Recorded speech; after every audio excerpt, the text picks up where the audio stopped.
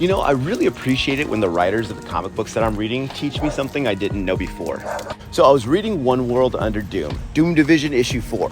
So Doom Division is actually a rebranded version of the superhero group Tiger Division, which is South Korea's superhero team.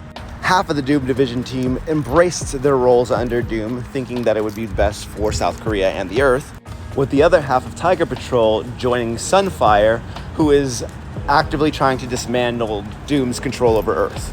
Fortunately, Tiger Division was able to come up with a compromise so they didn't have to fight anymore. That's when White Fox killed Sunfire and then placed all of Doom Division in a black site without due process, and that includes the ones that were on Doom's side too, because tokens get spent.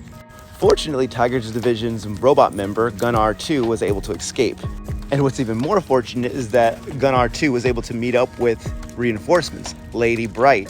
And after Gunnar 2 was able to explain the situation to Lady Bright says, just like the days when the Korean government disappeared student protesters, I hoped we were beyond that.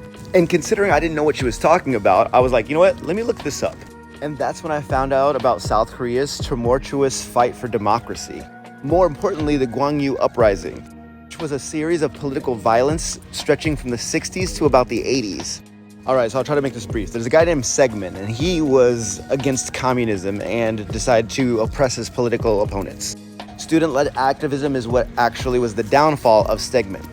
So South Korea was then ran by a parliamentary group just to be overthrown by a military guy named General Park. He was a complete dictator, controlled the press and universities, and then was assassinated in 1979. The power vacuum was filled by General Chun, who also understood the power of the masses and wanted to quell this uprising. So with the approval of the United States, who had control over Korea after the Korean War.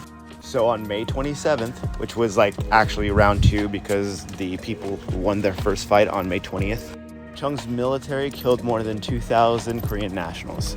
The government says 200, and that is what Lady Bright's comment is referencing. All those people who are just missing or disappeared during this whole conflict from 1960 to 1980. And this is why I read comics. Please follow if you learned something. Like, follow, comment, baby, go to sleep now. Oh yeah.